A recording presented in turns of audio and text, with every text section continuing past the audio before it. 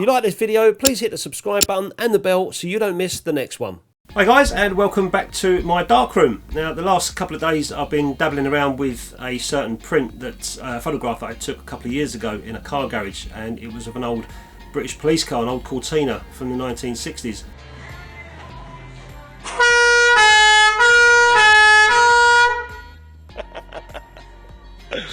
And the car was white, the garage was quite dark, but right above me was a skylight with bright sun coming in, and it wasn't helping on a white car.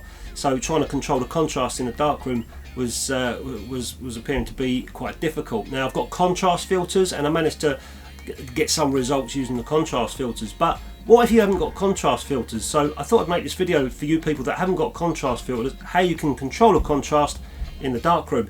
So what I've been doing is fogging the paper. Now I'm using multi-grade paper. It's not ideal. I think this was an old school thing before multi-grade papers came out, but I'm using multi-grade paper, and I thought I'd give it a go and see how I can improve this print using this old technique. So I've already done the print. I'll show you, and then I'll show you the process with the lights on, what I was doing to get the final result.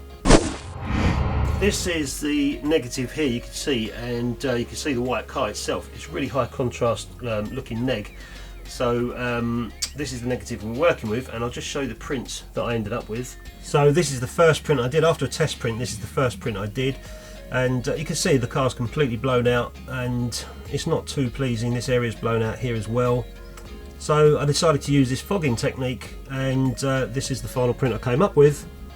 Here, now you can see I've managed to pull the highlights back a bit more. You can see the opening for the boot there, or trunk as you call it in America, this little tiny line. So we've got more detail now in the highlights, and it's not so blown out, this area as well. So I'll just go through and show you what I did to get this result here without contrast filters. So the negative is inside the carrier, and what I did was, let's take this piece of paper here, this will do.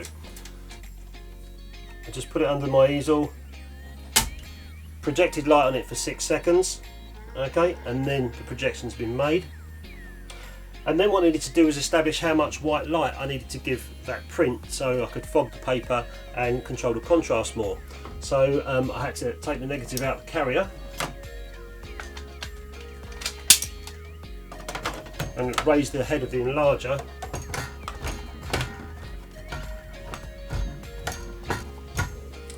And put my enlarger aperture to its smallest, f16.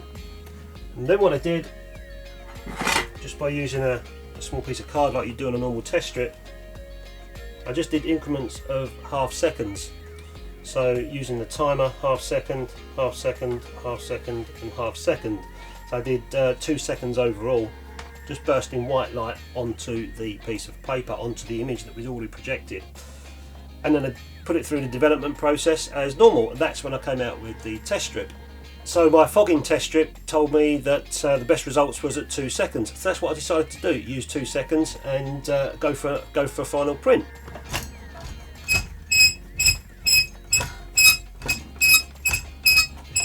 And then literally repeat the process of putting the negative back inside the carrier,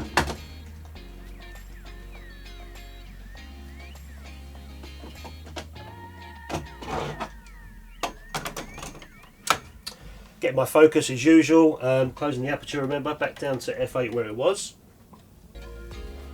projecting the image, taking the negative back out, put the carrier back in, close the aperture to f16, raise the head back up, and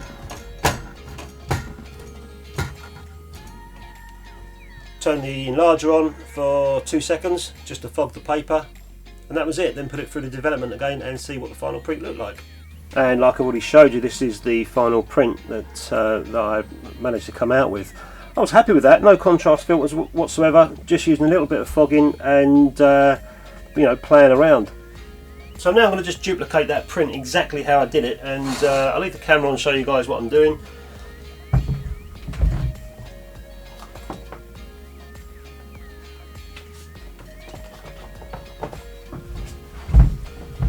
Putting the paper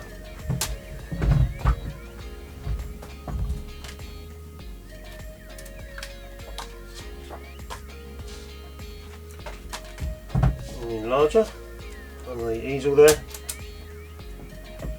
Okay, I've got my aperture set to f8, I think. Better check that. Yep. Okay, so first print 6 seconds. There it goes. That's that done. Take the negative out.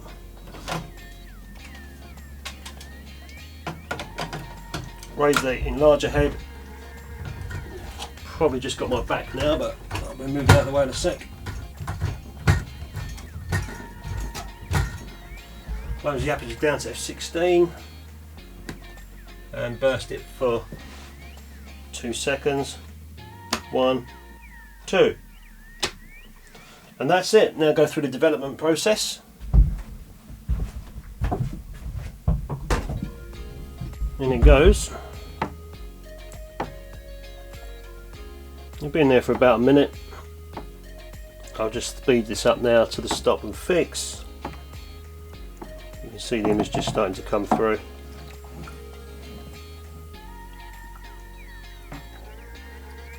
Into the stop. Into the fixer.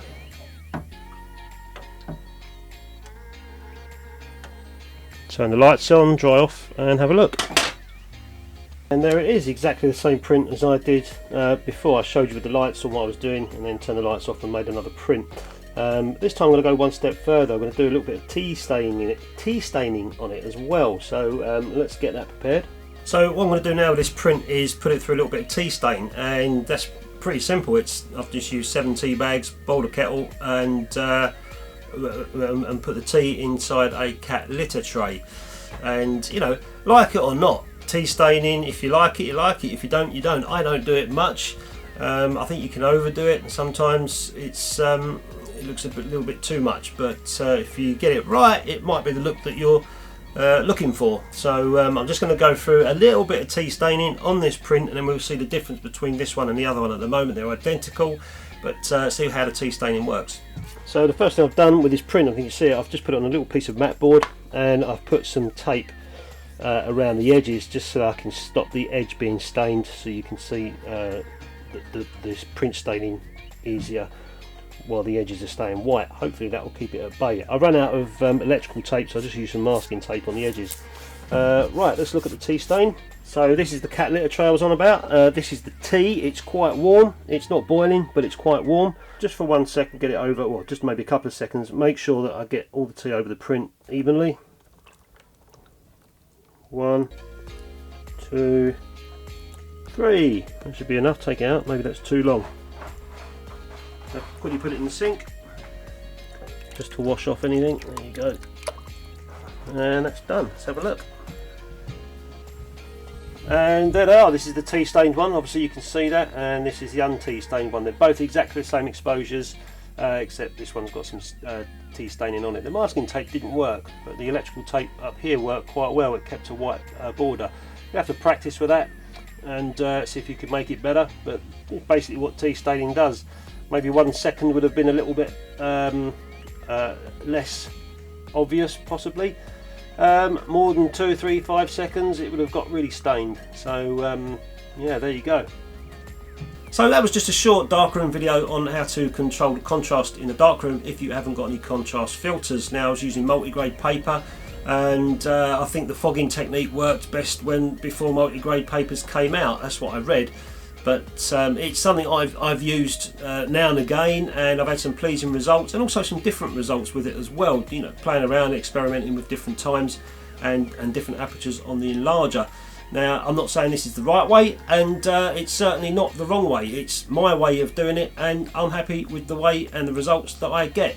So go out and have a little play yourselves, and you know, have an experiment in your darkroom. If you've never done it before, it's quite good fun. And if you really want to get into it, go online. I'm sure there's some good information on websites on how to do the fogging technique and what it was for and how it was used back in the day.